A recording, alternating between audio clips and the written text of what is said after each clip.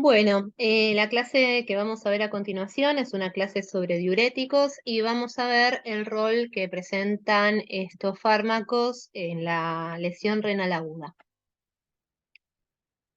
A ver. Bueno, el rol de los diuréticos en la lesión renal aguda. Hay algunos interrogantes. Los diuréticos ayudan a disminuir la mortalidad, permiten convertir una falla renal oligúrica en no ligúrica. ¿Cuáles serían las ventajas? ¿Realmente disminuyen los requerimientos de hemodiálisis? ¿Pueden facilitar la recuperación en la función renal? Bueno, vamos a tratar de ver algunas de estas cosas a continuación. Con respecto a los diuréticos, lo que vamos a hablar en inicio es el mecanismo de acción que tienen estas drogas. Principalmente hablamos de diuréticos cuando hablamos de aquellas sustancias que tienen la capacidad de aumentar el volumen urinario. Hay drogas que tienen un efecto diurético propiamente dicho, que son las drogas que vamos a hablar a continuación, y hay algunas que favorecen el efecto diurético al modificar o mejorar la hemodinamia renal. Es el caso de la dopamina, es el caso de los cardiotónicos. Algo muy importante es que todos los diuréticos, exceptuando la espironolactona, van a actuar desde la luz del túbulo. Tienen que llegar, tienen que secretarse y tienen que llegar a la luz tubular para poder ejercer su efecto, menos la espironolactona. Y dentro del túbulo alcanzan una concentración muy superior con respecto a la concentración plasmática. Por eso se habla de selectividad diurética. Y por eso vamos a ver que pacientes con falla renal tienen obviamente menor respuesta al tratamiento diurético y una de esas causas principalmente es que no pueden llegar a biofase donde actuarían porque no pueden ser secretados por el riñón. ¿Cómo se genera el efecto diurético? Bueno, principalmente al inhibirse la natriuresis. El aumento de sodio a nivel de la luz tubular es lo que va a generar una pérdida aumentada de agua por este efecto osmótico que genera el sodio y de iones acompañantes. Esto va a permitir disminuir el volumen circulante en el paciente, el intravascular. Va a haber un aumento en la presión oncótica, un pasaje de líquido del intersticio a la sangre y esto va a ayudar a la disminución de los edemas. Hablando un poco de fisiología, lo que hemos visto es que el sodio se reabsorbe por distintos mecanismos en las distintas partes de la nefrona. Y principalmente se produce esta reabsorción a nivel del asa de Henle y por ahí esta reabsorción no es tan potente en sectores más distantes como el túbulo contorneado distal o el túbulo colector. Pero algo interesante para destacar, porque tiene que ver con la resistencia al tratamiento diurético que vemos con el uso crónico, es que todo ese sodio que no se puede reabsorber en sectores más proximales, se ofrecen en mayor concentración en los segmentos distales y esto con el correr del tiempo hace que en el túbulo contorneado distal se produzca proporcionalmente una mayor reabsorción. Entonces, esto es lo que genera un poco el fenómeno de tolerancia con el uso crónico de diuréticos, principalmente diuréticos de asa, como la furosemida, y esto lo tendemos a ver más o menos a la semana de iniciado el tratamiento diurético. Que uno por ahí con la misma dosis de furosemida no tiene la misma respuesta diurética, y ocurre por este mecanismo. Entonces, muchas veces lo que nosotros planteamos para el tratamiento crónico es poner algún otro diurético que actúe en forma distal, como por ejemplo una tiazida, o en caso de ser necesario, un diurético como la espironolactona, para también tratar de disminuir lo que sería la reabsorción de sodio en los sectores más distales, que con el correr de los días se absorbe con mayor avidez por mayor oferta. Y por eso, ante un ingreso de sodio fijo, se produce un equilibrio entre la pérdida de sal y la ganancia luego de una semana de uso de furosemida. Y este es el punto de equilibrio de la sal. Y en este momento, la fracción de sodio reabsorbida en el túbulo contorneado distal aumenta y de esta forma se reduce la expresión neta de sal, con una menor respuesta diurética, ¿sí? Así que eso por ahí tengan presente. Si tienen algún paciente con uso crónico de diuréticos de asa, como la furosemida, que con el correr de los días uno puede ir viendo que se genera cierta tolerancia al efecto diurético sobre lo que es el volumen urinario, ¿sí? Cuando se incrementa la liberación de solutos hacia la mácula densa, sobre todo con el uso de diuréticos que actúan en sectores más proximales, se va a gatillar un mecanismo de retroalimentación túbulo-glomerular. Esto también genera cierto, por ahí, efecto sobre lo que sería la acción de los diuréticos. ¿Y qué ocurre? Bueno, va a aumentar la resistencia en la arteriola renal aferente. Puede generarse una disminución del flujo sanguíneo renal y todo esto va a producir una disminución en el filtrado glomerular. Por eso, en diuréticos que actúan en sectores proximales a la mácula densa, cuando la carga de solutos que llegan a la mácula densa es exagerada, se puede producir por este mecanismo de retroalimentación túbulo-glomerular una disminución en el efecto diurético. Y ahora vamos a hablar sobre la clasificación de diuréticos. Hay distintas formas de clasificarlos. Una de las clasificaciones es por su sitio de acción. En ese caso, de proximal a distal, hablamos en primer lugar de aquellos diuréticos que son inhibidores de la anhidrasa carbónica, como la acetazolamida, que actúa a nivel del túbulo contorneado proximal. Luego tenemos el manitol. El manitol, por su efecto osmótico, que vamos a ver a continuación, en realidad actúa a nivel de la luz de todo el túbulo, en los sectores que son permeables al agua. Así que eso actúa a nivel de toda la luz tubular.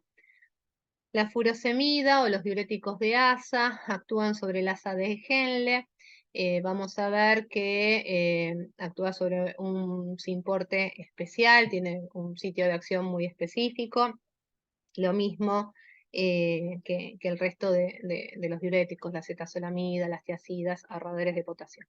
Las tiacidas actúan a nivel del túbulo contorneado distal y finalmente en el distal y en el colector tenemos el sitio de acción de los diuréticos ahorradores de potasio como la espironolactona.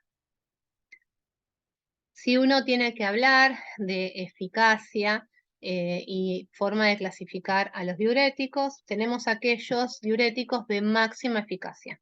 Los diuréticos de máxima eficacia son aquellos que actúan en los segmentos diluyentes, donde la eliminación de sodio es superior y es mayor al 15%. Y estos diuréticos son los diuréticos de asa, que, como la furosemida, que se asocian al máximo efecto diurético y tiene que ver con esto, con una natriuresis aumentada. Después tenemos diuréticos de mediana eficacia, como las tiacidas, que habíamos visto que actúan a nivel del túbulo contorneado distal y actúan en sectores donde la eliminación de sodio es intermedia, es entre el 5 y el 10%. Y finalmente, aquellos diuréticos de baja eficacia, como los diuréticos ahorradores de potasio o los inhibidores de la anhidrasa carbónica, que van a actuar en sectores donde la reabsorción de sodio en condiciones habituales es baja, menor al 15%. Por otro lado, tenemos el manitol, que dijimos que actúa a nivel de la luz tubular por su efecto osmótico, su mecanismo por ahí es diferente porque el resto de los diuréticos actúan por el efecto osmótico que produce la mayor presencia de sodio a nivel del túbulo, o sea, la natriuresis aumentada. En este caso, el manitol es el fármaco que genera ese efecto osmótico. Sí, por arrastre también va a haber pérdida de electrolitos, pero el efecto osmótico que permite el aumento del volumen urinario es la presencia de manitol. Vamos a hablar algunas particularidades de algunos grupos diuréticos y vamos a ver algunas cositas con respecto al tratamiento diurético. La droga patrón de los diuréticos de asa es la furosemida, que actúa en la porción ascendente de la asa gruesa de Henle. Y para repasar un poco de fisiología renal y de farmacología, acá tenemos la luz del asa de Henle, donde hay una bomba de sodio-potasio ATPasa, que es la que genera el gradiente de sodio por consumo de energía, de ATP. Este gradiente de sodio lo que va a permitir es la reabsorción desde la luz del túbulo a través de un simporte de sodio, potasio y 2 cloros para mantener la electroneutralidad, ¿sí?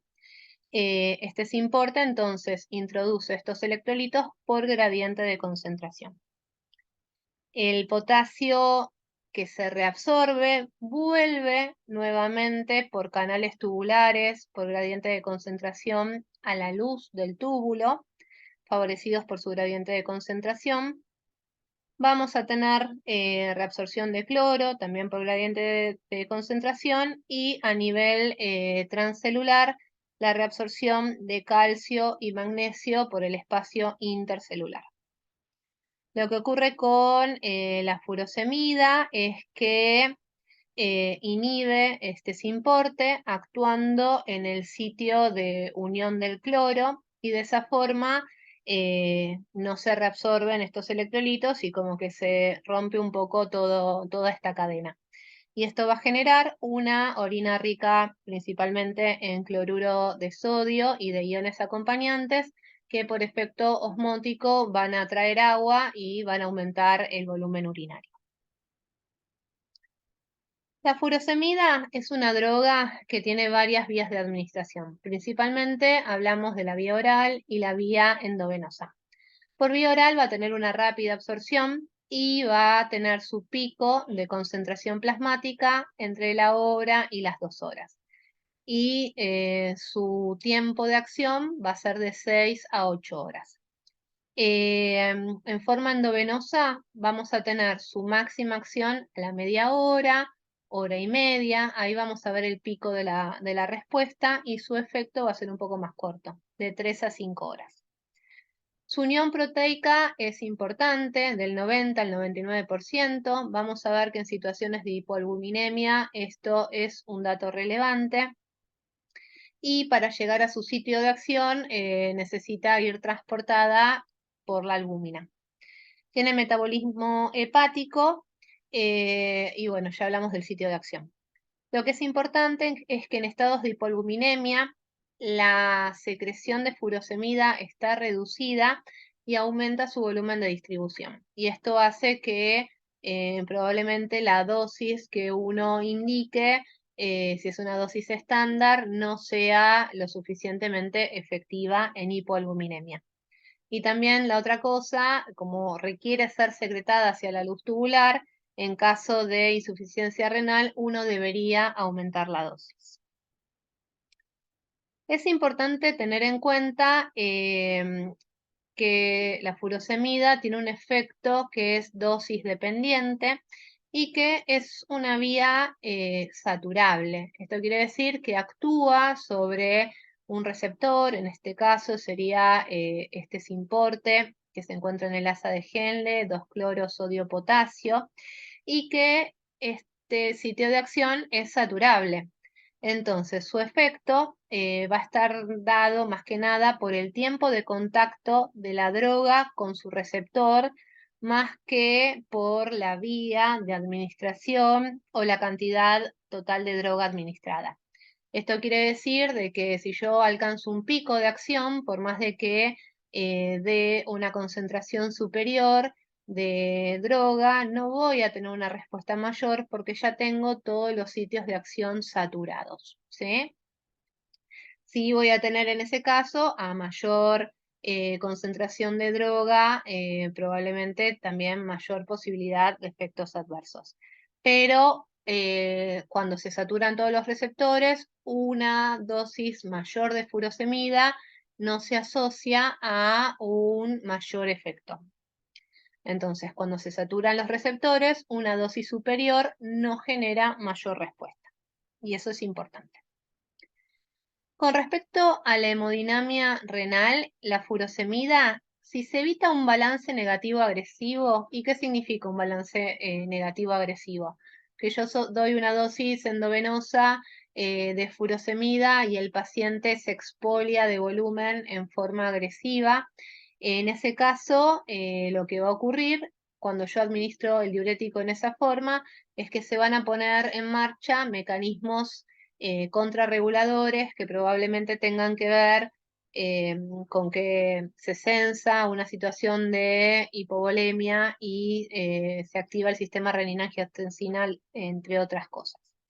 Pero si se evita el balance negativo-agresivo, yo puedo tener cierto aumento del flujo sanguíneo renal que va a estar mediado por las prostaglandinas. Esto está inhibido cuando uno usa AINES en forma concomitante.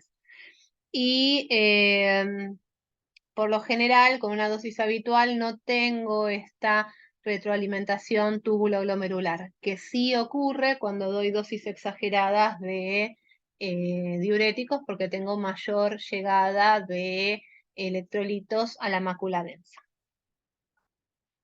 ¿Cuáles son los principales efectos adversos relacionados con el uso de los diuréticos de ASA? Bueno, alteraciones hidroelectrolíticas. La depresión de volumen, que tengo que tener cuidado. Vimos en una clase, que no sé cuál es el orden de las clases, pero que por ejemplo en la etapa de mantenimiento de la resucitación de un paciente con líquido, no era conveniente que ese paciente, o luego de la resucitación inmediata, que ese paciente se depresione bruscamente de volumen o que haya cambios hemodinámicos bruscos. Bueno, esto tengo que tener en cuenta. Uno de los principales efectos adversos que muchas veces se relaciona con toxicidad o nefrotoxicidad por el uso de diuréticos es el volumen urinario aumentado luego de un bolo de diurético que hace que el paciente tenga cambios hemodinámicos bruscos, se puede hipotensar, requiera expansores de volumen. Alcalosis metabólica, principalmente por la pérdida de cloro por orina, hipocalemia, hiponatremia, depresión de magnesio, hipocalcemia, alcalosis metabólica. Sí, esas son las principales alteraciones del medio interno que voy a tener.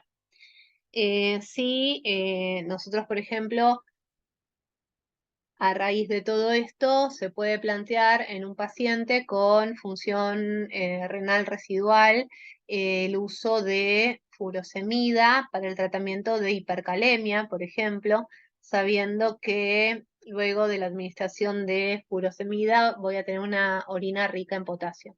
Entonces uno puede buscar este efecto de la depresión renal de potasio como tratamiento de hipercalemia en aquellos pacientes con función renal residual presente, ¿sí?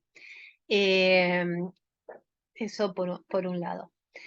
Alteraciones metabólicas, la furosemida se secreta a nivel de el túbulo contorneado proximal por el sistema de secreción de ácidos y bases y puede competir con productos endógenos. Entonces, con el uso crónico puedo tener hiperuricemia, puedo tener hiperglucemia, puedo tener dislipidemias. Ototoxicidad por alteraciones en la endolinfa de electrolitos, que esta ototoxicidad, si uno recibe en forma concomitante otras drogas ototóxicas, podría llegar a ser irreversible. Y efectos adversos que son más raros, que tienen que ver con cuestiones idiosincráticas propias de estar recibiendo algún tipo de fármaco. Cosas a tener en cuenta. Dentro de las alteraciones del medio interno, uno tiende a priorizar la acidosis con respecto a la alcalosis y uno tiende también a priorizar la hipercalemia con respecto a la hipocalemia. Pero tanto la alcalosis metabólica como la hipocalemia son trastornos que en casos severos pueden ser potencialmente mortales también, ¿sí? ¿Qué ocurre con un paciente con alcalosis metabólica? Bueno, toda una serie de cosas que vamos a repasar juntos, ¿sí? Por un lado, en alcalosis metabólica hay un aumento de la fijación de oxígeno en la hemoglobina, y esto se traduce a un menor aporte tisular de oxígeno en los distintos tejidos, ¿sí? Por otro lado, se puede generar también vasoconstricción cerebral y coronaria, con lo que eso conlleva, depresión del centro respiratorio con hipoventilación, hiperexcitabilidad del miocardio con arritmias, hiperexcitabilidad del sistema nervioso central con convulsiones, desionización del calcio con tetania, con arritmias, hipocalemia con calambres y arritmias. Si yo sumo a que el diurético, el uso de furosemida, me da alcalosis metabólica, me da hipocalemia, me puede dar hipocalcemia, hay muchas de estas cosas que pueden presentar el paciente si yo no tengo en cuenta qué pasa con los electrolitos. O sea, podría presentar una arritmia, podría presentar una convulsión, podría presentar tetania, podría presentar calambres, así que no debería subestimar la alcalosis que genera el uso de diuréticos. El uso, aunque sea en agudo de diuréticos a dosis alta, puede generar alcalosis metabólica. El uso crónico de diuréticos me va a generar alcalosis metabólica y es un trastorno que no debería subestimar. Y con respecto a la hipocalemia, bueno, puede ser el paciente propenso a tener arritmias, así que lo tengo que tener en cuenta. Pero uno siempre tiende a jerarquizar más por ahí la hipercalemia que la hipocalemia dentro de lo que son las discalemias en los trastornos del medio interno. Bueno, y con respecto a la furosemida, hay algunos puntos que por ahí son las expectativas que uno pone en el fármaco y su contraparte es la realidad de lo que ocurre cuando uno administra estas drogas. Y se ha planteado que el uso de la furosemida podría ser beneficioso en la prevención de la insuficiencia renal aguda y en el tratamiento de la necrosis tubular aguda establecida. ¿Y esto por qué? Bueno, porque se postula que puede haber un efecto nefroprotector y esto podría estar asociado a una disminución en el consumo de oxígeno a nivel del túbulo, sobre todo por esto de que se preserva el ATP y el oxígeno al inhibirse este simporte. Por inhibición de la reabsorción de cloruro de sodio a nivel de la zona medular renal, que tiende a ser la que en situaciones de hipoflujo sufre más consecuencias hipóxicas. Entonces ellos plantean este efecto nefroprotector por menor consumo de oxígeno a nivel de lo que sería la zona medular renal. Por otro lado, un aumento en el filtrado glomerular, un incremento del flujo sanguíneo, y esto que decíamos, si no había como una natriuresis aumentada, que no tiene efecto sobre la retroalimentación túbulo-glomerular. Y después la otra cosa que se plantea es, por aumento del ritmo diurético, disminuir la reducción de lo que sería la obstrucción tubular en una necrosis tubular aguda. Esto lo que haría es disminuir la presión a nivel del túbulo. Y por todas estas cosas se planteaba o se plantea que la furosemida podría servir para prevenir una insuficiencia renal aguda y como tratamiento de una necrosis tubular aguda ya establecida. Y en realidad no.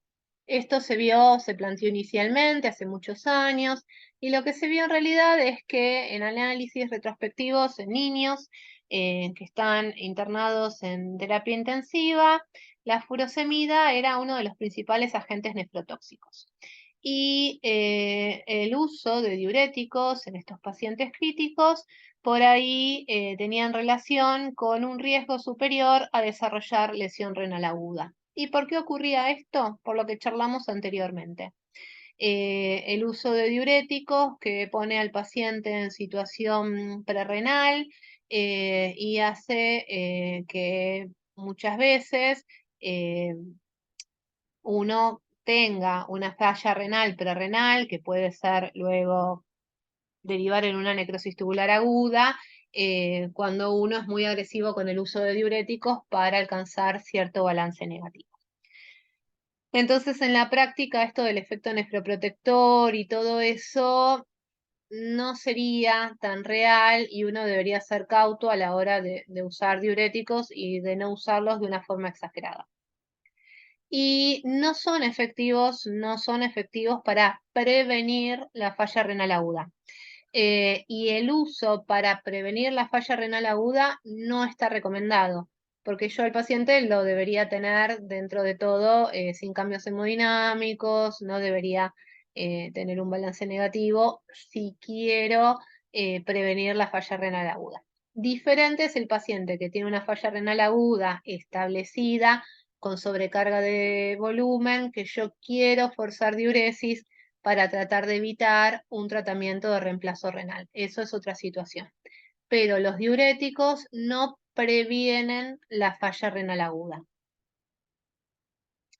La realidad es que una respuesta diurética exagerada me puede generar hipovolemia que agrava la falla renal aguda. Una mayor carga de cloruro de sodio en el túbulo contorneado distal puede generar una caída de filtrado glomerular por esta estimulación de retroalimentación túbulo-glomerular y activación del sistema renina-angiotensina-aldosterona. Y puedo tener un deterioro de la función renal luego del uso de furosemida si el paciente se pone prerrenal, que puede llevar a una necrosis tubular aguda. Si la furosemida la puedo usar en el paciente que tiene falla renal para inducir diuresis y transformar una falla renal oligúrica en una falla renal no oligúrica. Y en este caso, yo podría tener un adecuado, si tengo la respuesta correcta, manejo de líquidos, ¿sí? En un paciente que tal vez tenga sobrecarga de volumen, que tal vez tenga que pasar líquido adicional por dilución de antibióticos, por hemoderivados. En ese caso, sí, uno hace la prueba terapéutica con diuréticos. Pero tengo que tener en cuenta que el uso de diuréticos, de cualquier tipo de diuréticos, pero especialmente de diuréticos de diasa como la furosemida, no altera el curso natural de la lesión renal aguda. O sea, el paciente que tiene falla renal aguda la sigue teniendo. Lo único es que estos diuréticos actúan sobre aquellas nefronas que todavía son funcionantes. O sea, el paciente lo tengo oligúrico, doy un diurético y lo tengo oligúrico porque está en falla renal. Si este diurético actúa nefronas donde puede, eh, encuentra nefronas donde puede actuar, va a generar el efecto diurético. Si tengo nefronas que todavía estén funcionantes. Si no hay nefronas funcionantes, no voy a tener un sitio donde pueda ejercer su acción y no voy a tener el efecto diurético. Pero no actúa sobre aquellas nefronas que han perdido su función. Y con respecto al diurético, hay distintas formas de administrarlo. Tenemos las dosis intermitentes, que es el bolo tradicional, y la infusión continua. Con respecto al bolo intermitente, el bolo intermitente, que sería la forma tradicional, genera una respuesta rápida y genera un aumento rápido del volumen urinario en relación a la concentración plasmática alcanzada. Vimos que el pico de acción es entre media hora y 90 minutos con una duración de 3 a 5 horas. Pero ¿qué ocurre? Yo también puedo tener una respuesta exagerada con una mayor fluctuación del volumen intravascular. Y esto era lo que habíamos charlado recién, que era por ahí una de las principales causas de nefrotoxicidad o de falla renal asociada al uso de diuréticos. La otra cosa es que las concentraciones en plasma elevadas se van a relacionar con un mayor riesgo de toxicidad, tanto alteraciones del medio interno como ototoxicidad, que van a ser dependientes del pico, o sea, de la concentración máxima alcanzada. Lo otro que habíamos visto anteriormente es que dosis altas y repetidas pueden generar tolerancia en la droga, porque yo voy a tener una mayor oferta de cloruro de sodio a nivel de los segmentos distales, y estos segmentos distales, al encontrarse con mayor oferta de cloruro de sodio, van a empezar con el correr de los días a reabsorber más. Entonces yo voy teniendo tolerancia al efecto de la droga y mayor desequilibrio del medio interno. ¿Qué pasa con la infusión continua? Bueno, sería como una forma de administrar más fisiológica. Yo tengo una diuresis que tiende a ser constante, que es similar a lo fisiológico, y lo que es importante en el paciente crítico es que voy a tener una menor fluctuación en el volumen intravascular. Entonces, en el paciente que está inestable, uno probablemente tenga que hacer el mantenimiento con un goteo de furosemida. Después vamos a ver que en estos casos, si yo necesito una rápida acción, por ahí tengo que comenzar con un bolo y después empalmar con un goteo continuo. El uso de una dosis menor va a prevenir la acumulación de los niveles tóxicos de droga y voy a tener menos efectos adversos, sobre todo menos ototoxicidad, porque la concentración plasmática que yo alcanzo es menor con respecto a la forma de administrar en bolo. Esto también hace que esta concentración más constante y más baja de la droga, que yo tenga un efecto que sea más fácil de controlar en el tiempo. Yo corto el goteo, estoy unas horitas más y pierdo el efecto de la furosemida en relación a la concentración plasmática en sangre alcanzada. Esto no ocurre con el bolo. Yo doy el bolo y si tengo una respuesta exagerada, no tengo forma de revertir. Tengo que empezar a pasar volumen y volumen, ¿sí? Y en los pacientes refractarios a las dosis convencionales, la administración endovenosa continua puede permitir este aumento gradual hasta que se alcanza el efecto diurético que uno quiere para el paciente, ¿sí? Puedo ir titulando la dosis necesaria en mi paciente. La infusión continua genera un aumento gradual en sus niveles plasmáticos, ¿sí? Hasta que alcanzo una concentración que se relaciona con el efecto diurético que yo voy a necesitar.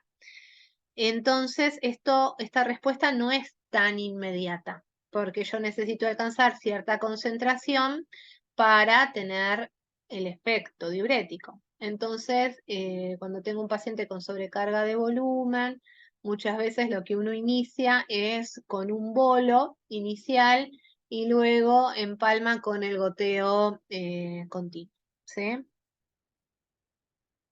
Bueno, acá están las dosis. Siempre charlamos de dosis mayores cuando el paciente tiene falla renal, porque lo que vimos es que para llegar al sitio de acción, que en este caso sería la luz tubular, en caso de falla renal, la dosis debería ser superior, ¿sí? Esto es lo que acabamos de decir. Y en las distintas publicaciones, lo que se ha visto es que se requiere dosis mayores de furosemida cuando se administra en bolo frente a la infusión continua, y esto es a lo largo del día, o sea, para alcanzar el mismo volumen urinario en 24 horas se requiere mayor dosis si yo administro furosemida en bolo que si lo hago en forma continua. Y esto se relaciona también con mayor predisposición a efectos adversos.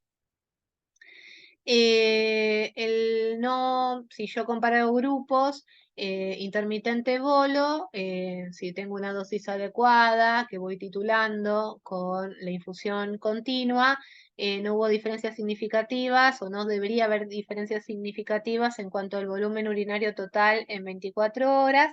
Lo que sí voy a tener probablemente una mayor fluctuación de volumen con la administración en bolo respecto a lo que es la diuresis cuando doy infusión continua, ¿sí? Que eso es importante en el paciente que está inestable.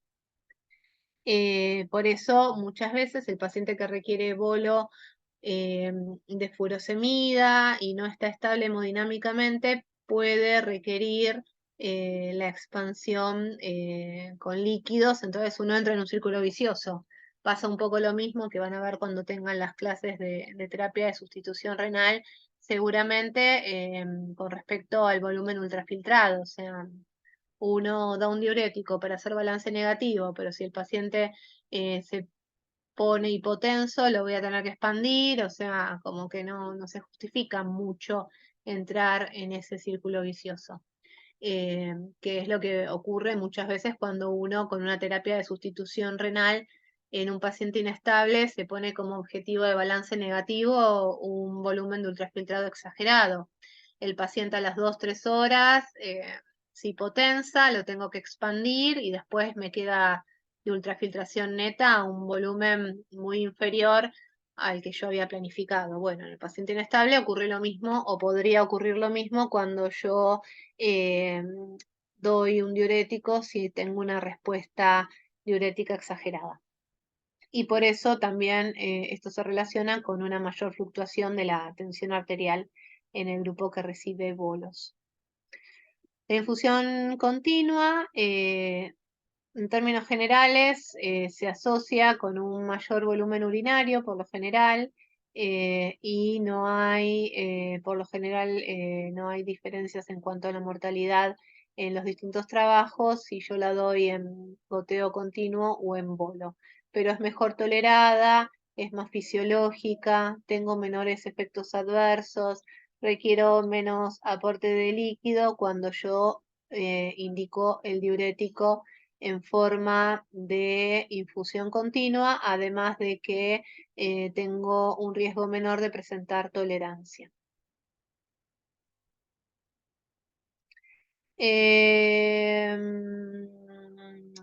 Uno lo que puede hacer es un bolo en un paciente con hipervolemia y compromiso renal para pasar de una situación de oligúrica, de falla renal oligúrica a no oligúrica, es hacer un bolo con una dosis de furosemida de 2 a 5 miligramos kilodosis y ver la respuesta que tengo. Si no tengo respuesta diurética o no es la respuesta buscada, es poco probable que funcione repetir la dosis o que sea muy efectivo el uso de infusión continua, ¿sí? Si el bolo diurético es eficaz, puedo iniciar infusión continua de furosemida. Debo suspender la furosemida si la dosis en bolo no da resultado, pero también en falla renal tengo que tener presente que la dosis que voy a usar es mayor, ¿no? Si tengo un paciente en falla renal y le doy furosemida 1 por kilo y va a ser poco probable que responda. Tendría que darle, entre 2 a 5 miligramos kilo dosis y ver la respuesta. Si tengo respuesta, bienvenida sea. Si no tengo respuesta diurética, voy a empezar a ganar efectos adversos y si no revierte la causa de la falla renal, es poco probable que este camino me lleve a un buen lugar. Igualmente, tener en cuenta esto, que no sería bueno que este paciente se hipotense, ¿sí? Pensando también en cambios hemodinámicos bruscos si tengo una respuesta exagerada. Eso es un poco lo que uno hablaría sobre diuréticos de ASA. Son los diuréticos, el grupo de diuréticos de máxima eficacia, son diuréticos que actúan a nivel del ASA de Henle, son diuréticos que por su sitio de acción con el uso crónico puedo ver tolerancia en su efecto, por lo que charlamos anteriormente. Como son los diuréticos que se relacionan justamente con la máxima respuesta diurética, puedo tener luego de su administración una respuesta exagerada que me genere algún cambio hemodinámico que no esté bueno para el paciente, sobre todo si está inestable clínicamente en su hemodinamia. Es una droga que se puede asociar a alteraciones del medio entorno, que tengo que jerarquizar, que es la alcalosis metabólica, que es la hipocalemia. La voy a usar, obviamente, la voy a tener presente y va a ser la primera opción para un paciente en falla renal con sobrecarga de volumen y para tratar de convertir una falla renal oligúrica en una falla renal con diuresis conservada, pero no me va a servir para prevenir una falla renal. Y la otra cosa es que no es que me cura la falla renal. Yo veo un aumento en el ritmo diurético porque va a actuar sobre aquellas nefronas que aún son viables. Las que no funcionan, no funcionan. No es que hace que funcione aquellas nefronas que están dañadas. O sea, actúan sobre la parte que aún es viable, ¿sí? Después vamos a charlar un poco de los diuréticos osmóticos y su utilidad sobre lo que sería la falla renal aguda, si se indica, si no se indica, en qué paciente, los riesgos, los beneficios. Son diuréticos osmóticos como el manitol, que se caracterizan por ser solutos no reabsorbibles de bajo peso molecular. Que actúan a nivel del túbulo, tienen acción intratubular, son filtrados, no se reabsorben ni se secretan y actúan principalmente por su poder osmótico en aquellos sectores del túbulo que son permeables al agua, reteniendo agua. Túbulo contorneo proximal y el asa de Henle en su porción delgada. Van a atraer el agua y aumentan la eliminación de líquidos y también tiene cierta pérdida de cloruro de sodio y de iones acompañantes, pero el efecto diurético lo genera en este caso el manitol con su poder osmótico. Y lo que es característico es que tiene la diuresis, es una diuresis acuosa, que si bien tengo pérdida de electrolitos, tengo una mayor pérdida de agua libre. Acá vamos a ir un poquitito a diuréticos de ASA, como para hacer un comentario que me olvidé.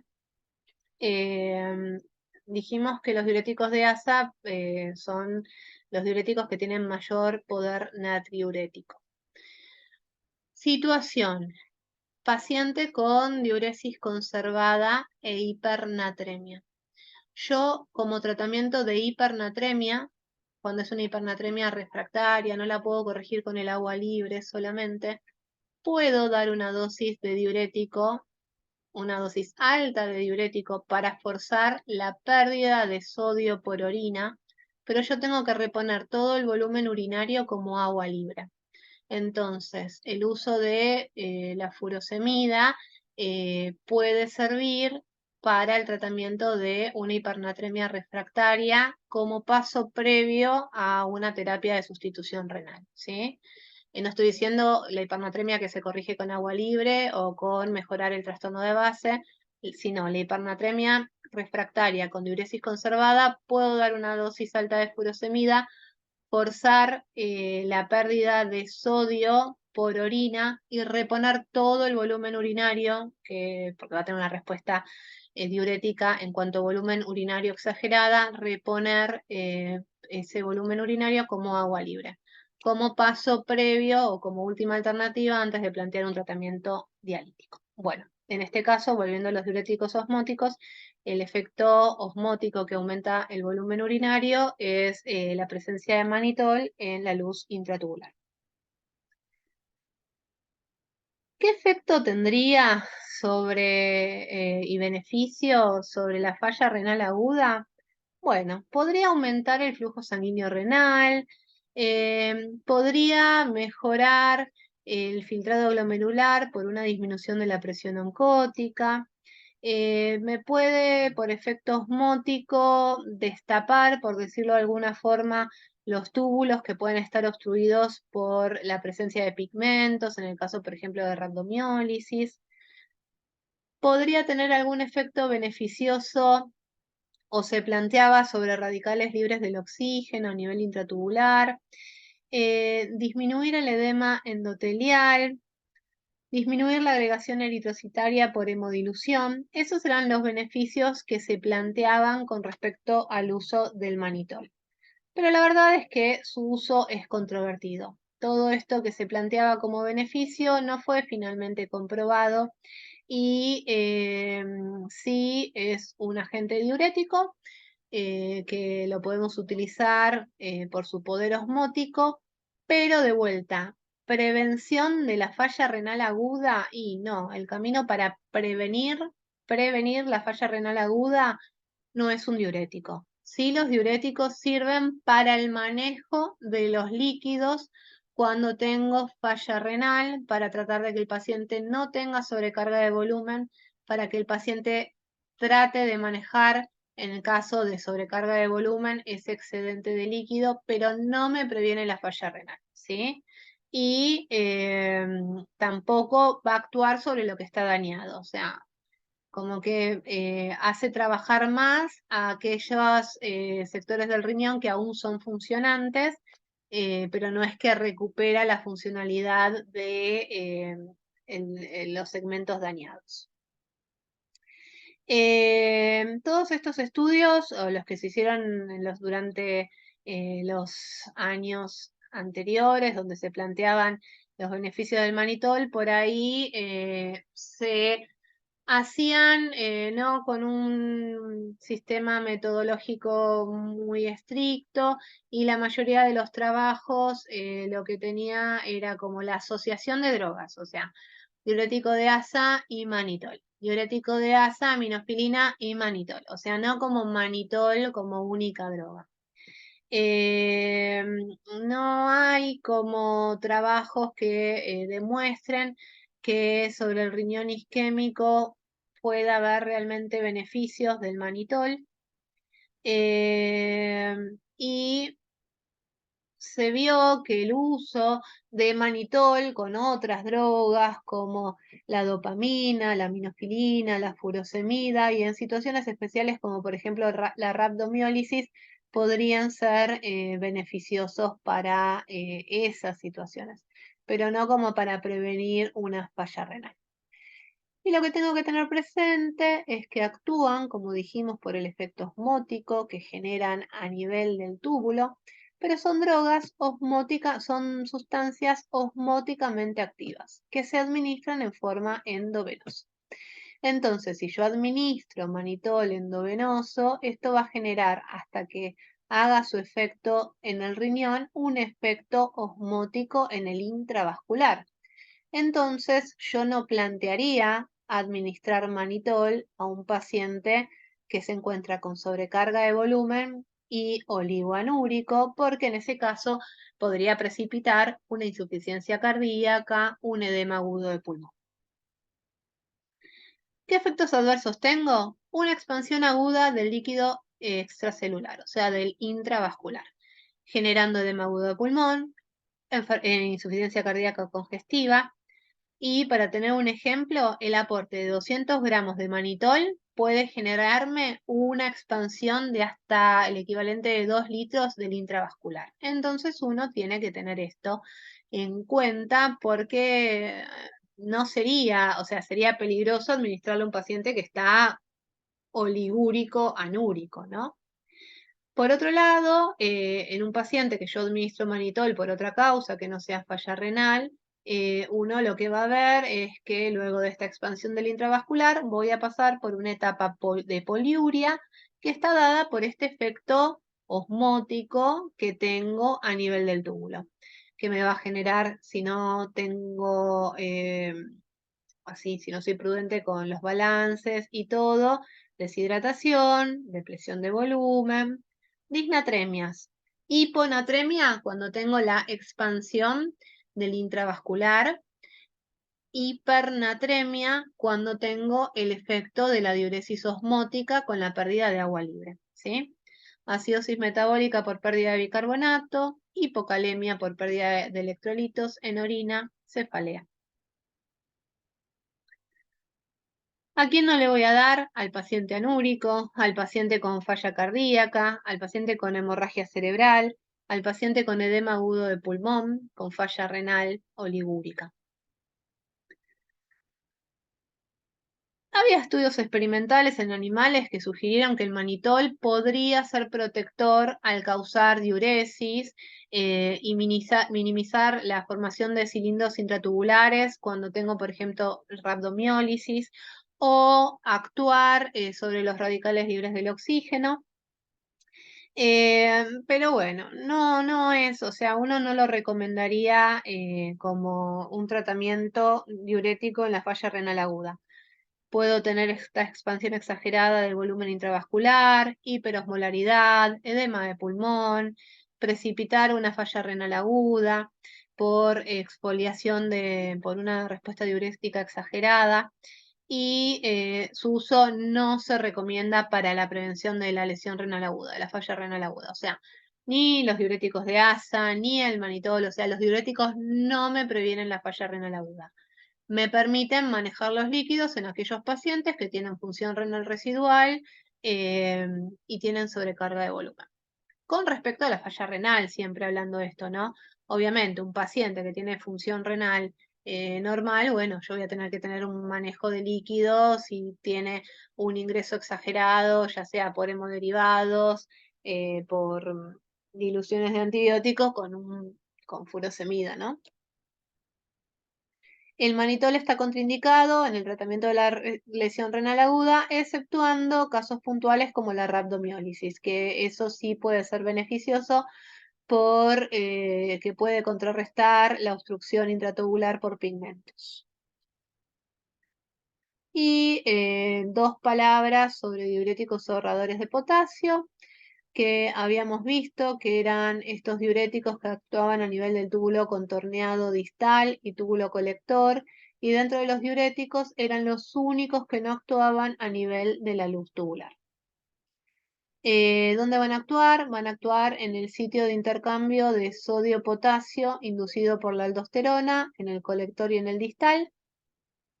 Y tengo antagonistas de la aldosterona como la espironolactona, que es el que más usamos. Por ahí no lo usamos tanto como diurético, sino por su efecto diurético en sí, o sea, por el aumento del volumen urinario, sino lo usamos en forma concomitante con otras drogas como ahorrador de potasio o en casos de hiperaldosteronismo, que por ahí lo que vemos con mayor frecuencia es el hiperaldosteronismo secundario. Paciente con insuficiencia hepática, paciente con síndrome nefrótico, paciente con insuficiencia cardíaca, que por ahí tiene edemas periféricos, pero un intravascular que está deplesionado y uno entra en un círculo vicioso al generar hiperaldosteronismo. De esta forma uno contrarresta el efecto. Con respecto a los diuréticos ahorradores de potasio, van a actuar en el túbulo colector y hacen su mecanismo, o sea, en condiciones normales yo tengo la bomba de sodio potasio ATPasa que me genera gradiente de concentración y me permite la reabsorción de sodio y el pasaje de potasio para mantener la electroneutralidad a la luz del túbulo. Y tanto la bomba de sodio potasio TPasa como estos canales son proteínas inducidas por la aldosterona, ¿sí? Por la síntesis de la aldosterona. Lo que hace la espironolactona en este caso es inhiben la síntesis de estas proteínas inducidas por la aldosterona y generarían una menor reabsorción de sodio con la consiguiente disminución de de pasaje de potasio a la luz tubular. Y esto genera una orina con menos concentración de potasio. La espironolactona es inhibidor de la biosíntesis de andrógenos a nivel periférico. Vamos a ver que puede tener efectos endocrinológicos secundarios, pero lo que es importante es que no tiene un efecto inmediato, porque lo que hace es inhibir estas proteínas inducidas por aldosterona. Entonces, su efecto máximo se ve a partir del cuarto día. Entonces, no es un diurético que me sirva para la urgencia, porque su mecanismo de acción tiene este retraso, ¿sí? Obviamente, tener en cuenta que puedo tener hipercalemia, puedo tener hiponatremia por esta alteración en lo que sería los sitios de acción de la aldosterona, acidosis metabólica. Y voy a tener que ser cautos en pacientes con insuficiencia renal por el riesgo de hipercalemia. Y las indicaciones principales es ser ahorrador de potasio y evitar estos efectos que me puede generar el hiperaldosteronismo sobre el manejo de los líquidos. Y finalmente, no es un diurético propiamente dicho, pero era una droga, que habíamos dicho que también había drogas que tenían potencialmente efecto diurético al actuar sobre la hemodinamia renal, y dentro de estas drogas se encuentra la aminofilina, que es un antagonista del receptor de metilxantina adenosina, y lo que hace es inhibir la vasoconstricción renal, que es mediada por la adenosina, y me favorece, su efecto diurético se produce al aumentar el ritmo diurético. La adenosina en condiciones fisiológicas contrae la arteriola aferente y disminuye el flujo sanguíneo renal. La aminofilina contrarresta este efecto vasoconstrictor. Y lo que me va a favorecer es, me va a permitir un aumento en el volumen urinario. Estaría indicada junto con otras drogas cuando tengo caída de filtrado glomerular para tratar de mejorar la perfusión renal, cuando tengo disminución del ritmo diurético y cuando tengo sobrecarga de volumen resistente al tratamiento diurético convencional. No hay muchos trabajos que uno vea en la literatura que estén actualizados, son trabajos del 2007-2010 para atrás.